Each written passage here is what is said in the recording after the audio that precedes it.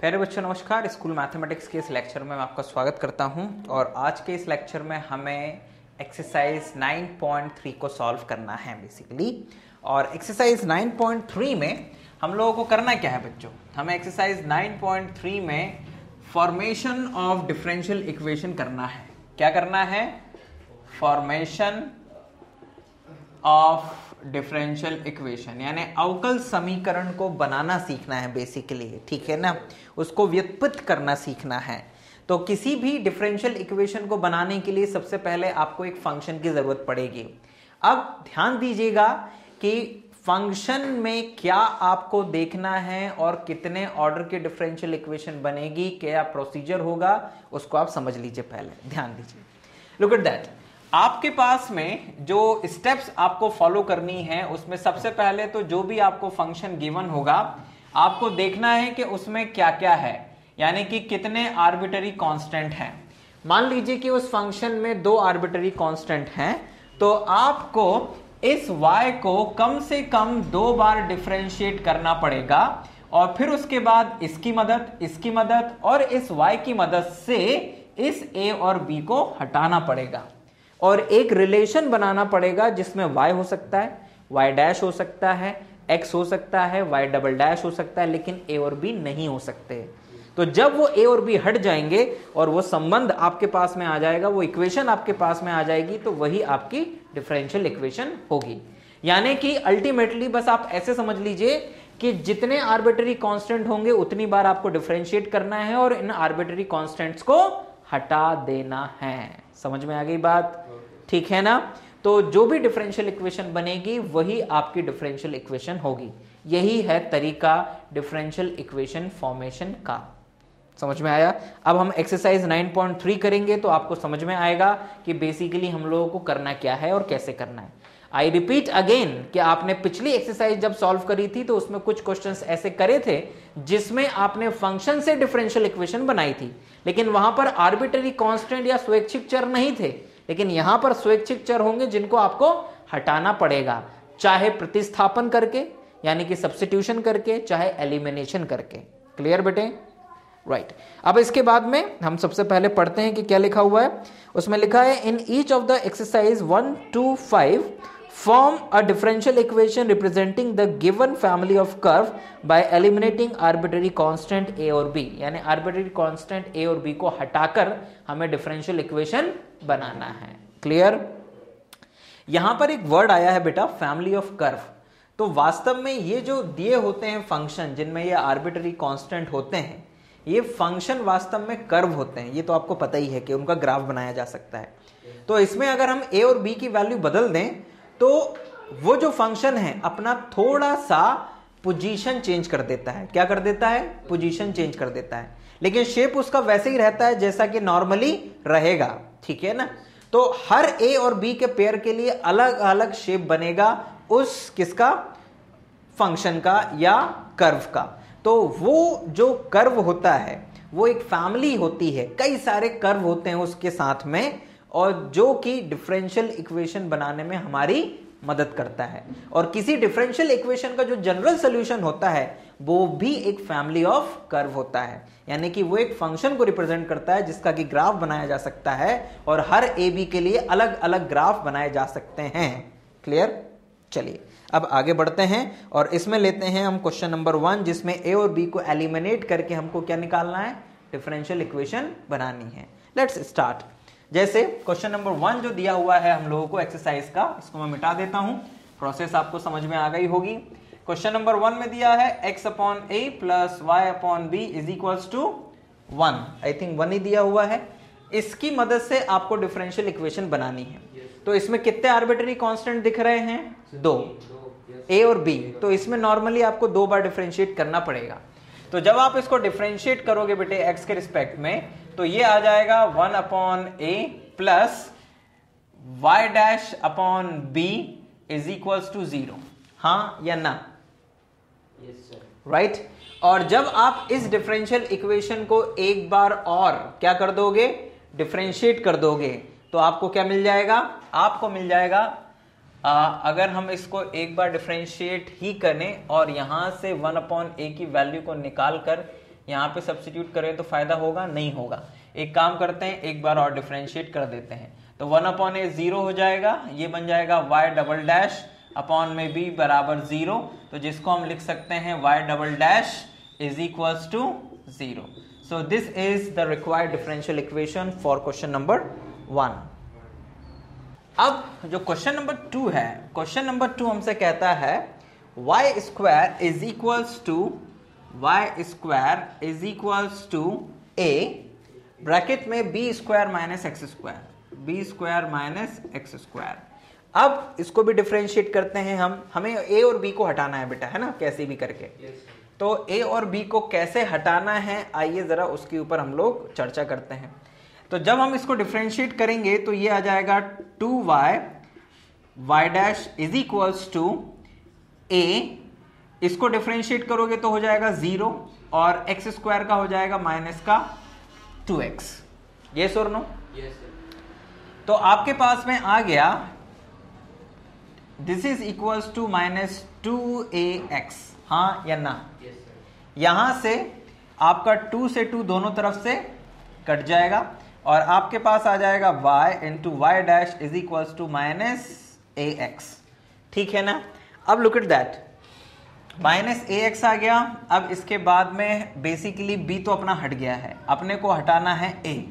तो अब a को हटाने के लिए क्या किया जाए बेटे? a को हटाने के लिए इसको आप एक काम करो, इसको 1 नाम दे दो, इसको 2 नाम दे दो। अब इसको एक बार और डिफरेंशिएट करो, यहां पर आपने एक बार डिफरेंशिएट करा, एक बार और डिफरेंशिएट करो, क्योंकि 2 बार तो करना ही पड़ेगा क्योंकि 2 आर्बिट्ररी कांस्टेंट हैं a और b।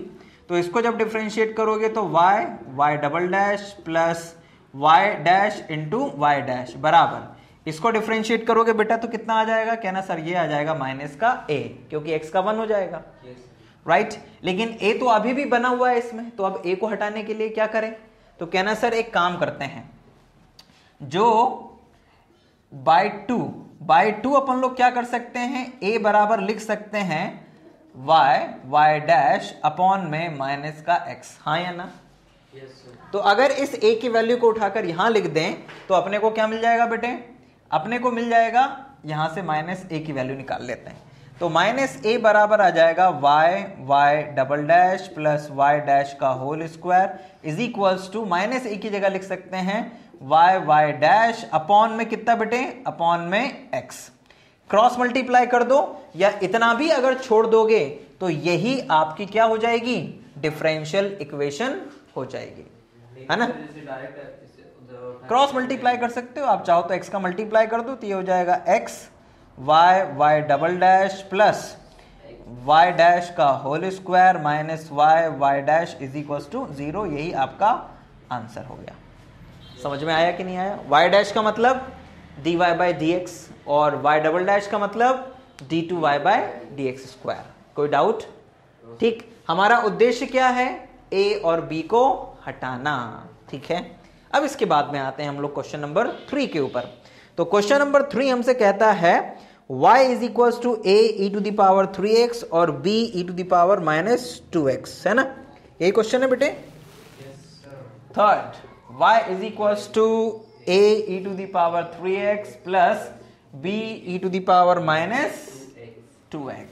ठीक है, आप जरा ध्यान देना, जब इसको एक बार डिफरेंशिएट करोगे dy बाई dx तो ये आ जाएगा आपके पास में 3a e to the power 3x, ठीक है ना, plus b minus 2 e to the power minus 2x। फिर है ना, ये आपने डिफरेंशिएट करा। अब इसके बाद में 3a e to the power 3x और minus 2b e to the power minus 2x। इस b e to the power minus 2x की वैल्यू अपन यहां से रख सकते हैं क्या? 1 से, है ना? तो जरा ध्यान देना, this is equals to 3a e to the power 3x minus 2। यहां से b e to the power minus 2x की वैल्यू आएगी y minus a e to the power 3x, है ना, बाय 1, हाँ या ना बेटे? ठीक है, तो ये कितना बन जाएगा? ये बन जाएगा 3a e to the power 3x minus 2y और plus 2a e to the power 3x। ठीक, now this is equals to, यहां से आपके पास में ये dy बाई dx बराबर आ गया माइनस का 2y और ये दोनों जुड़ जाएंगे तो plus 5a e to the power 3x, इसको नाम दो 2। कोई डाउट बेटे यहां से? कोई डाउट नहीं? ठीक, अब इसको एक बार और डिफरेंशिएट करो, ठीक है ना। तो जब आप इसको डिफरेंशिएट करोगे एक बार और, तो देखो आपको क्या मिलेगा, आपको मिलेगा d2y by d x square is equals to minus 2 dy by d x plus 5a e to the power 3x into 3। तो 5 इंटू 3 कितना हो जाएगा? 15 हो जाएगा। And this is equals to minus 2 dy by d x plus 15a e to the power 3x। तो d2y bye d x square बराबर इतना आ गया। लेकिन हमें तो भाई ये a भी हटाना है, तो इस a को हटाने के लिए क्या करें बेटे? तो कहना सर बहुत आसान है, ये minus 2 dy by d x as it is रहने दो, और ये जो यहां पर दिख रहा था 15, इसको आप कहना sir 3 into 5a e to the power 3x रहने दो, और इस 5a e की पावर 3x की जगह ये यहां से क्या लिख दो इसकी वैल्यू? कहना सर इसकी जगह लिख दीजिए आप dy by d x plus 2y। हाँ या ना? तो आपके पास में जो डिफरेंशियल इक्वेशन आएगी वो आ जाएगी d2y by d x square, इसको इधर उठा के ले आओ, या बल्कि ये हो जाएगा 3dy बाई डी एक्स और ये माइनस का 2 मिलके बनेगा केवल dy बाई डी एक्स। तो this is equals to dy by d x और ये बन जाएगा प्लस का 6y। तो दिस इज योर आंसर। कोई डाउट बेटे? है ना? ए और बी होगा एलिमिनेट। तो यही वो डिफरेंशियल इक्वेशन है जो इस फंक्शन से बनेगी। समझ में आ रहा है बेटे? क्वेश्चन नंबर 4 की ओर आते हैं, और 4 और 5 में मुझे ज्यादा दम नजर नहीं आ रही है, लगभग ऐसे ही प्रश्न हैं ये, ठीक है। जैसे 4 में आपको दिया हुआ है y is equals to e to the power 2x bracket a plus bx, ये दिया है बेटे। अब जरा ध्यान दो कि अगर हम इसको डिफरेंशिएट करें, इसको 1 नाम दे दो पहले तो, और जब हम इसको डिफरेंशिएट करें यानी y डैश निकालें तो प्रोडक्ट रूल लगेगा e to the power 2x, second function का डिफरेंशिएशन, तो a का तो 0 हो जाएगा, b और ये 1 प्लस a प्लस bx, यहाँ e to the power 2x into 2 हो जाएगा, ठीक है ना। अब हम लोग यहाँ पर क्या कर सकते हैं बेटे? ये तो ठीक है b e to the power 2x और ये a plus bx 2 e to the power 2x। अब यहां से a और b को खत्म करने का क्या तरीका है बेटे? क्या तुम्हारे दिमाग में कोई आइडिया है जिसकी मदद से हम यहां से a और b को खत्म कर सकें? बिल्कुल सही, हम a प्लस बी एक्स की जगह यहां पर इक्वेशन नंबर 1 से y अपॉन e की पावर 2x लिख देंगे, ठीक है ना। तो जैसे ही हम ऐसा करेंगे तो हमारे पास में आ जाएगा b e to the power 2x plus y e to the power 2x और ये 2 e to the power 2x, ये कहां से कर दिया हमने? बाय 1, समीकरण 1 से। यहां पर ये e to the power 2x और e to the power 2x cancel हो जाएगा और हमारे पास में आ जाएगा b e to the power 2x और प्लस 2y, यानी कि y डैश बराबर इतना आ जाएगा। कोई डाउट बेटे? अब जरा ध्यान देना, इस 2y को उठाकर इधर ले आओ तो y डैश माइनस 2y बराबर b e to the power 2x आ जाएगा, हाँ या ना। और अगर हम दोनों और e to the power minus 2x से गुणा कर दें, ठीक, तो देखो बेटा दोनों और अगर e to the power minus 2x से गुणा करेंगे तो ये e to the power minus 2x y dash minus 2y बराबर में आ जाएगा केवल b। क्यों? क्योंकि जब इसमें e की पावर माइनस 2x का मल्टीप्लाई होगा तो e की power 2x into e to the power minus 2x मिलके 1 बन जाएंगे, ठीक। तो ये केवल b बचेगा। क्यों हमने किया ऐसा? ताकि हम इस b को खत्म कर सकें, राइट। अब आप फिर से एक बार और डिफरेंशिएट करिए, तो जैसे ही आप एक बार और डिफरेंशिएट करेंगे तो आपको मिलेगा e to the power minus 2x y double dash minus 2y dash plus y dash minus 2y into e to the power minus 2x और इंटू में आ जाएगा माइनस का 2 और ये बराबर में आ जाएगा 0, ठीक। अब आप चाहो तो e की पावर माइनस 2x कॉमन ले लो, तो e to the power minus 2x जैसे ही कॉमन लोगे तो ब्रैकेट में बचेगा y डबल डैश माइनस का 2y डैश। इस माइनस 2 का जब मल्टीप्लाई करोगे तो माइनस का 2y डैश और प्लस का 2y, सॉरी माइनस का 4y, माइनस और माइनस प्लस 4y बराबर 0 हो जाएगा। ठीक है ना। अब जरा ध्यान दो कि ये दोनों मल्टीप्लाई में है, e की पावर माइनस 2x तो 0 कभी नहीं हो सकता है, तो बचेगा केवल ये, तो ये 0 हो जाएगा। तो y डबल डैश ये दोनों जुड़ के हो जाएगा माइनस का 4y डैश प्लस का 4y बराबर 0, यानी कि डिफरेंशियल इक्वेशन आ गई ये, क्योंकि e to the power minus 2x can not equal to 0। कोई डाउट? श्योर? पक्का? क्वेश्चन नंबर 5 बेटे, क्वेश्चन नंबर 5 शुरू करते हैं। 5 में लिखा हुआ है y is equals to e to the power x, bracket में दिया है a cos x plus b sin x। ठीक है ना। और मेरा तो इसमें एक बहुत ही इंपॉर्टेंट सजेशन है कि सबसे पहले a और b को हटाने का एक तरीका है, पता है क्या? इसमें एक काम करना, दोनों और पहले e की पावर x का माइनस मल्टीप्लाई कर देना, e की पावर माइनस x से दोनों और गुणा करने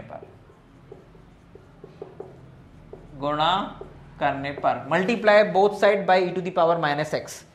जैसे ही e to the power minus x से मल्टीप्लाई करोगे दोनों और, तो ये बन जाएगा y e to the power minus x, ये e की पावर x और ये e की पावर माइनस x मिलके बन जाएंगे 1, और इधर बचेगा केवल a cos x plus b sin x। ठीक, इसको नाम दो 1।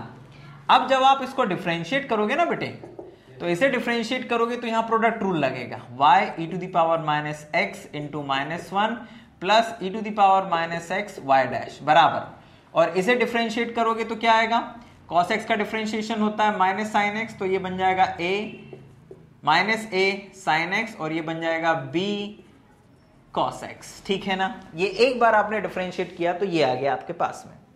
आप चाहो तो यहाँ पे e की पावर माइनस एक्स कॉमन ले लो, तो e की पावर माइनस एक्स जैसे ही कॉमन लोगे तो आपको मिल जाएगा माइनस का y और प्लस का y dash is equals to minus का a साइन x प्लस का b cos x। कोई डाउट बेटे? अब एक काम करो, फिर से एक बार और डिफरेंशिएट करो, तो फिर से एक बार डिफरेंशिएट करोगे तो फिर से यहाँ पे प्रोडक्ट रूल लगेगा, फर्स्ट फंक्शन सेकंड फंक्शन, तो आपको मिलेगा e की पावर माइनस एक्स माइनस का y डैश प्लस का y double dash plus minus y plus y dash, e की पावर माइनस एक्स को डिफरेंशिएट करोगे तो माइनस e की पावर माइनस एक्स आ जाएगा बेटे। ठीक है ना। अब इज इक्वल्स टू में a, इसको नाम दे देना बेटा 2। अब इसको डिफरेंशिएट करोगे तो साइन का डिफरेंशिएशन cos x और cos का माइनस साइन x, तो ये माइनस का b साइन x आ जाएगा। ठीक, अब इन दोनों में से चाहो तो e की पावर माइनस एक्स कॉमन ले लो, तो जैसे ही e की पावर माइनस एक्स कॉमन लोगे तो अंदर आएगा माइनस का y डैश प्लस का y डबल डैश माइनस का y और प्लस का y dash is equals to में इन दोनों में से अगर माइनस कॉमन ले लोगे तो अंदर बचेगा a cos x plus b sin x। ठीक है ना। अब जरा ध्यान दो कि ये y डैश और ये y डैश कैंसिल हो जाएंगे कि नहीं हो जाएंगे बेटे? कुछ गड़बड़ तो नहीं हो गई अपने से? इस माइनस के कारण ये बन जाएगा प्लस और ये बन जाएगा माइनस, यही गलती हो गई थी अपने से। ये माइनस का y डैश, तो ये कटेंगे नहीं, फिर ये ऐड होंगे दोनों। ठीक, तो e की power minus x y double dash minus का 2y डैश और प्लस का y बराबर, अब जरा ध्यान दो बेटे, इतने की जगह हम लोग क्या लिख सकते हैं? देखो जरा इक्वेशन नंबर 1 को, हम इतने की जगह लिख सकते हैं y की पावर माइनस एक्स, हाँ या ना? तो यहां पर लिख दो माइनस वाई e की पावर माइनस एक्स। दोनों ओर से कुछ कट रहा है? कहना हाँ सर, e की पावर माइनस एक्स से e की पावर माइनस एक्स कट गया बाय 1। तो जैसे ही आप इसको कैंसिल करोगे तो आपको मिल जाएगा y डबल डैश माइनस का 2y डैश प्लस का y is equals to minus का y। इस माइनस के y को इधर लाओगे तो ये बन जाएगा y double dash minus 2y dash और प्लस का 2y बराबर 0। This is the required differential equation for the given differential equation. कोई डाउट? कोई डाउट नहीं। तो इस तरह से ये आपकी एक्सरसाइज का 5th क्वेश्चन भी समाप्त हुआ। और सभी क्वेश्चन में आपने देखा कि आप इक्वेशन 1 को भी यूज कर रहे हो, 2 को भी यूज कर रहे हो, जरूरत पड़ रही है तो डिफरेंशियल इक्वेशन बनाने के लिए। क्लियर? चलिए अब आगे बढ़ते हैं क्वेश्चन नंबर 6 पर। क्वेश्चन नंबर 6 हमसे क्या कहता है? Form a differential equation of the family of circle touching the y axis at the origin. ठीक है ना?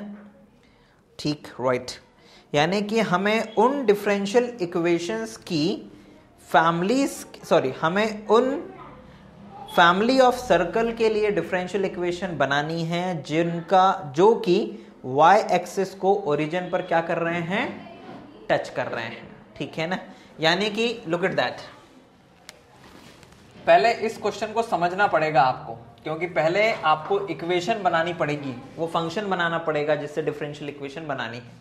तो लुक एट दैट, उसने कहा कि वो सर्कल जो कि y एक्सिस को क्या कर रहे हैं? टच कर रहे हैं। कहां पर? ओरिजिन को। तो y एक्सिस को, अगर ये रही y एक्सिस, ये रही x एक्सिस, अगर वो y एक्सिस को टच कर रहे हैं तो वो यूं होंगे इस तरह से। हाँ या ना? यस और नो? अब ऐसी स्थिति में अगर ये पॉइंट, ये जो है, अगर ये इसका क्या हो? सेंटर हो। कितना हो? सेंटर हो। ये अगर ये सेंटर है इट इज a,0, तो ये यहां पर होगा 2a। हाँ या ना? 2a,0 दुगना, क्योंकि रेडियस से 10 दुगना होता है ये दूसरा वाला पॉइंट। तो इसका मतलब ये हुआ कि इसकी रेडियस हो गई a, सेंटर हो गया a,0, तो इसका समीकरण क्या बनेगा इस वृत्त का? तो आप यहां पे लिखेंगे कि y अक्ष को मूल बिंदु पर स्पर्श करने वाले वक्र परिवार का समीकरण, यानी equation of family of circles touching touching y axis at origin is x minus a whole square plus y square is equals to a square। समझ में आई कि नहीं ये बात? पक्का? ये उस वक्र परिवार का समीकरण है जो कि y अक्ष को मूल बिंदु पर क्या करता है? स्पर्श करता है। तो अब आपको इस वक्र परिवार के लिए क्या बनानी है? डिफरेंशियल इक्वेशन बनानी है। तो अब आपको इसमें कितने अचर दिख रहे हैं? स्वैच्छिक अचर एक, यही तो है बस, क्योंकि इसमें एक ही चर है, स्वैच्छिक चर है, इसलिए इसका ऑर्डर 1 होगा। यानी एक बार डिफरेंशिएट करके ही आपको a को खत्म करना है। अब कैसे करना है जरा देख लो। अपन प्रयास करते हैं ऐसा करने का कि किया जा सकता है कि नहीं किया जा सकता है। अगर हम इसको डिफरेंशिएट करने से पहले इस होल स्क्वायर को ओपन कर दें तो देखो ऐसा बनेगा ये, it is x square minus 2xa and plus का a स्क्वायर प्लस का y स्क्वायर बराबर में a स्क्वायर। हाँ या ना? a स्क्वायर से a स्क्वायर कट गया और आपके पास में आ गया x square plus y square. इस माइनस 2xa को इधर लेके जाओ, ये ऐसा आ जाएगा। यस और नो? राइट? क्या हम इसको ऐसा लिख सकते हैं बेटे? हम थोड़ी देर के लिए क्या करते हैं, इस 2x को भी इधर ले आते हैं, तो ये ऐसा बन जाएगा x square plus y square upon 2x बराबर में a। कोई डाउट? क्यों किया ऐसा? यस, ताकि ये यहां से कैंसिल हो जाए, a हट जाए पूरी तरह से। ठीक है ना? क्योंकि जैसे ही हम यहां पर डिफरेंशिएट करना शुरू करेंगे तो ये 0 हो जाएगा।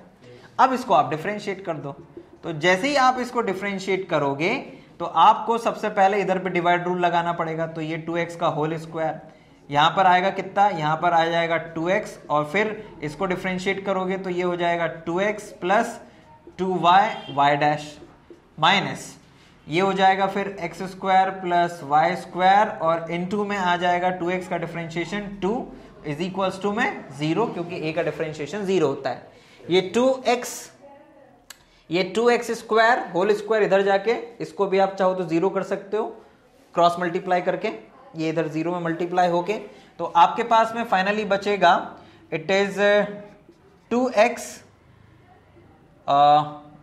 Into 2x plus 2y dash minus x square minus y square बराबर में 0। हाँ या ना बेटे? अब जरा ध्यान देना कि जैसे ही आप यहां पर मल्टीप्लाई करोगे इसका, तो अच्छा ये 2 भी था ना साथ में, 2 बराबर 0, तो वो फिर वही आप काम करो बेटा, 2 को कॉमन लेके हटा दो, क्योंकि 2 तो 0 हो नहीं सकता है, तो बचेगा फिर x 2x 2y और y डैश माइनस में x स्क्वायर माइनस में y स्क्वायर, ठीक है ना।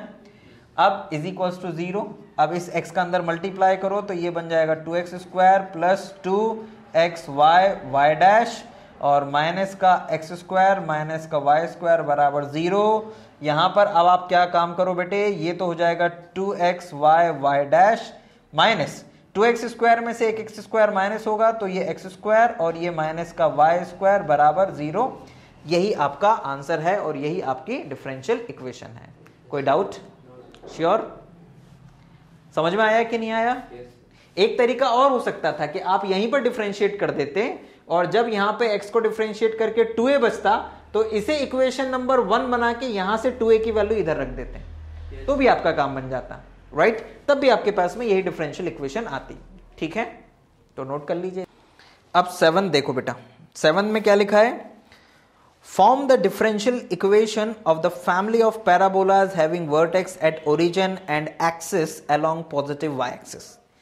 यानी कि उन परवलय के कुल का समीकरण ज्ञात करिए जिनका कि शीर्ष मूल बिंदु पर है और जिनकी अक्ष धनात्मक y अक्ष है, यही ना। तो पॉजिटिव y एक्सिस जिसकी एक्सिस हो और ओरिजिन यानी कि मूल जो शीर्ष है वो मूल बिंदु हो, ऐसे पैराबोला परिवार का समीकरण क्या होता है? ऐसा पैराबोला परिवार का समीकरण होता है 7, माना या यहां पर लिखते हैं लेट इक्वेशन ऑफ फैमिली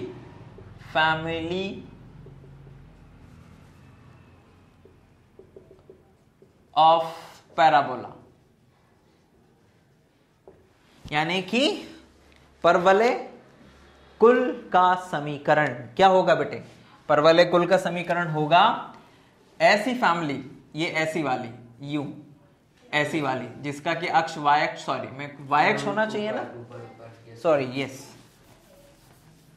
ऐसी यूं इस तरह से है ना, जिसका कि अक्ष y अक्ष हो और शीर्ष कहां पर हो? ओरिजिन। तो इसका समीकरण क्या होता है? इसका होता है एक्स स्क्वायर बराबर 4ay, राइट? अब x square is equals to 4ay, इसमें से आपको क्या करना है बेटा? a को ही तो हटाना है बस और डिफरेंशियल इक्वेशन बनानी है। तो इसको तो नाम दे दो आप 1, और इसको जब आप डिफरेंशिएट करोगे तो आपके पास में कितना आ जाएगा? आपके पास में आएगा 2x बराबर 4ay डैश। हाँ या ना बेटे? 2 से 4 कैंसिल हो जाएगा तो x बराबर आ जाएगा 2ay डैश। अब इस 2a को हटा दो यहां से, तो 2a को कहां से हटा सकते हो तुम? कहना सर वो 1 से, तो 1 से अगर आप 4a की वैल्यू निकालो तो वो आएगी एक्स स्क्वायर अपॉन y, तो 2a की वैल्यू कितनी आ जाएगी? कहना sir x square upon 2y। हाँ या ना?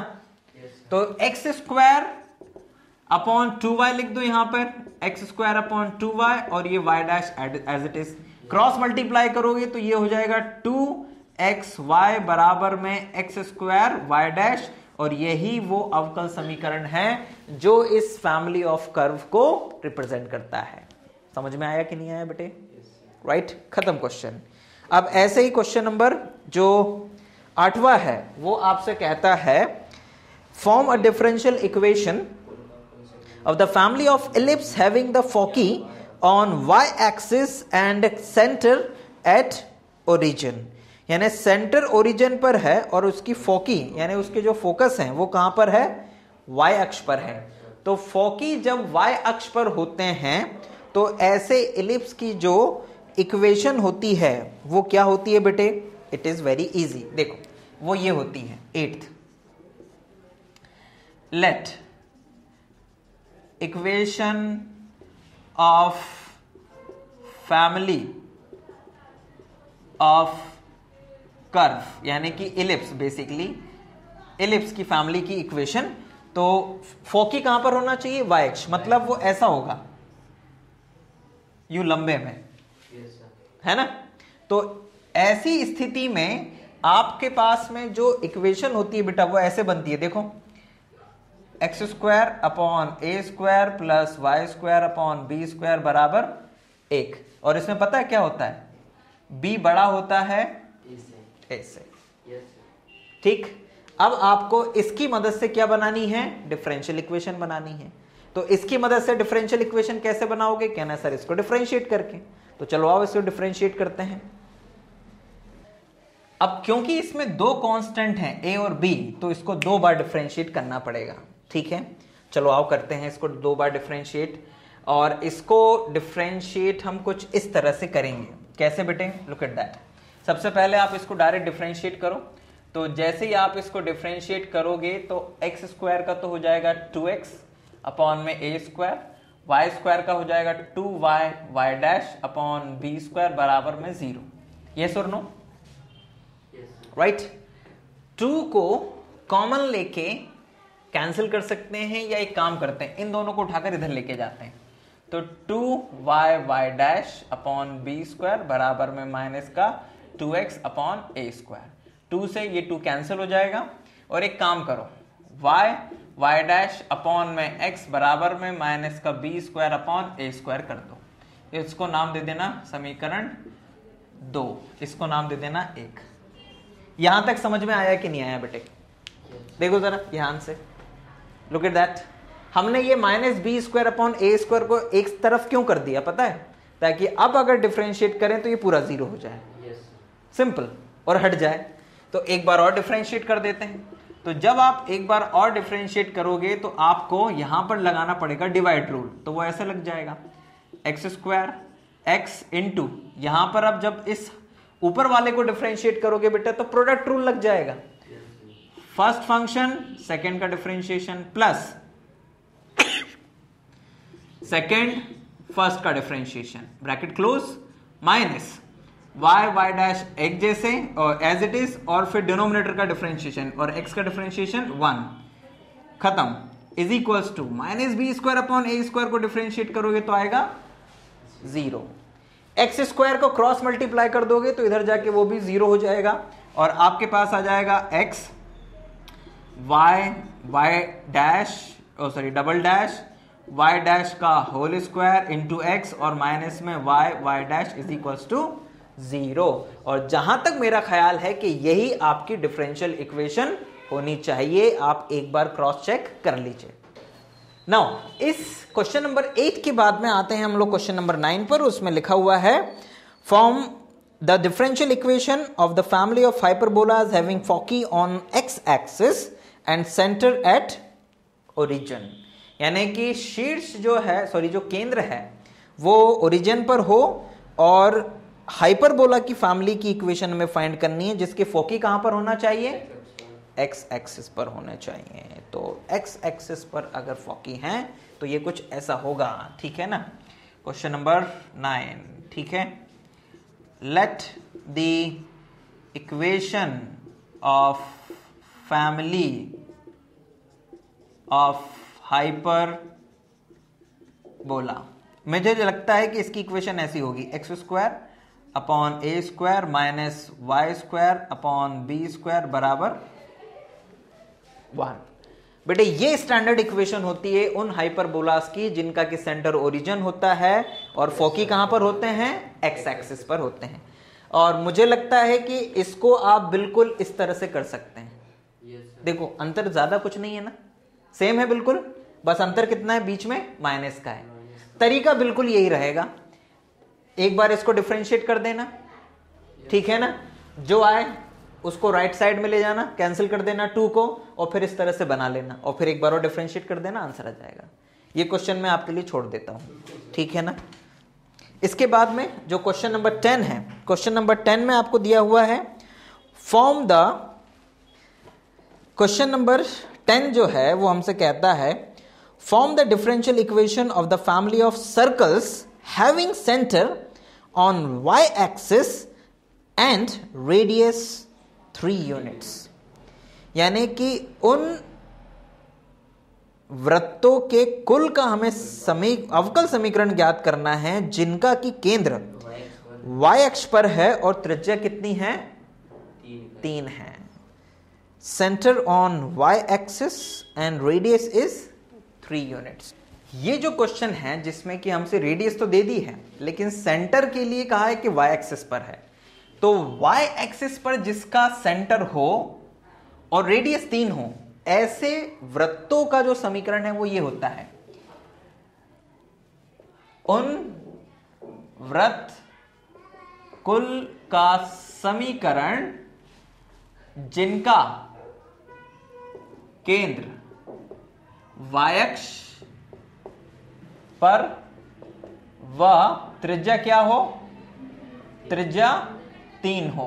क्या होता है बेटा, वो होता है x square plus y minus a का होल स्क्वायर बराबर 3 का स्क्वायर। समझ में आया कि नहीं आया, यस और नो, है ना, राइट। ये वो वृत्त हैं जिनका केंद्र है, केंद्र कितना है इनका, केंद्र है 0, a और रेडियस कितनी है, 3 है, राइट। अब हमें इनका समीकरण, इनकी मदद से अवकल समीकरण बनाना है। तो ये 3 का स्क्वायर है, अगर यहाँ b स्क्वायर या r स्क्वायर होता तो दिक्कत होती, लेकिन नहीं है इसलिए कोई परेशानी नहीं है। अब इसमें देखो क्या करना है, इसको पहले आप ऐसा कर देना, y माइनस ए का होल स्क्वायर बराबर 9 माइनस एक्स स्क्वायर, बोलो लिख सकते हैं।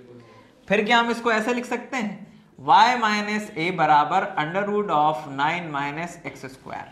कोई दिक्कत, कोई दिक्कत नहीं, ठीक है ना। अब इसके बाद में आप इसे डिफरेंशिएट करो तो a अपने आप हट जाएगा बेटा, डिफरेंशिएटिंग। जैसे ही आप इसको डिफरेंशिएट करोगे तो dy by d x minus 0 बराबर ये हो जाएगा 1/2 1 माइनस, sorry not 1 minus 9 minus x square raised to the power minus 1/2 और माइनस का 2x।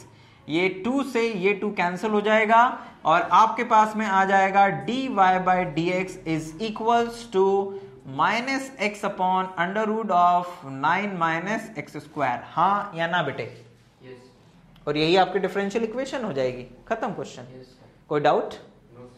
और आप चाहो तो क्रॉस मल्टीप्लाई करके इसको लिख सकते हो इस तरह से, under root of 9 minus x square, या फिर एक काम करो होल स्क्वायर कर दो दोनों ओर, तो ये बन जाएगा dy बाई डी एक्स का होल स्क्वायर बराबर x square upon 9 minus x square.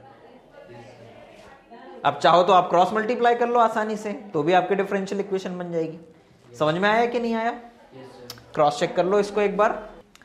चलिए भाई, इसके बाद में 2 क्वेश्चन और बचते हैं, क्वेश्चन नंबर 1 एंड 2, 11 और 2 बेसिकली, जो कि ऑब्जेक्टिव टाइप क्वेश्चंस हैं।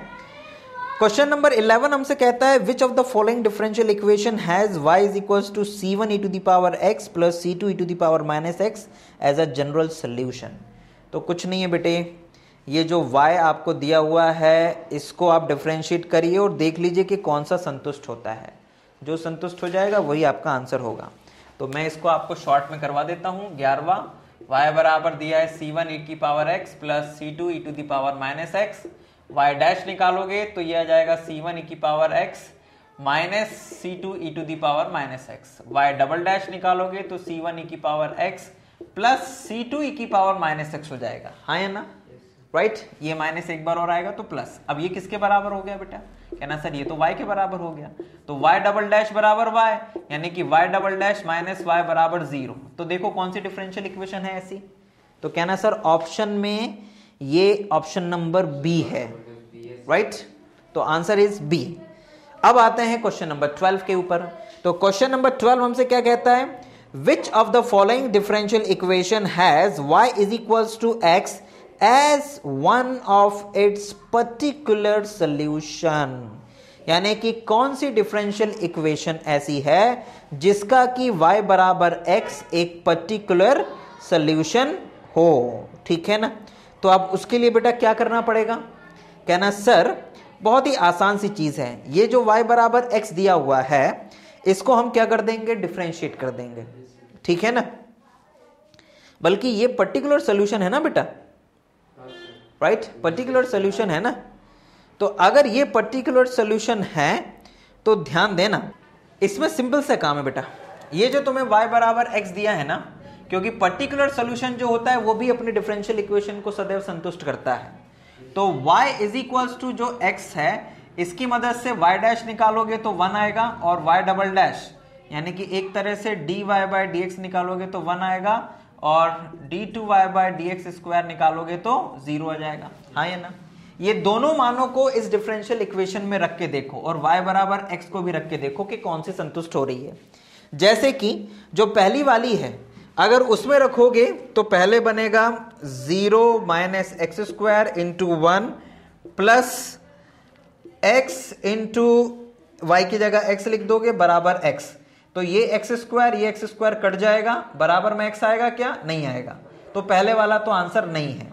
फिर दूसरा वाला जो बी ऑप्शन है, ये ए था ये नहीं है, जो बी ऑप्शन है उसमें रखोगे बेटे तो d2y बाई डी स्क्वायर तो 0 है, plus x dy by D की वैल्यू 1 हो गई, प्लस x इंटू x हो जाएगा क्योंकि y की वैल्यू भी x है और बराबर में x है, ये x स्क्वायर और ये x, राइट, ये दोनों जुड़ के तो x कभी आ ही नहीं सकता है, तो ये भी ऑप्शन नहीं है सही।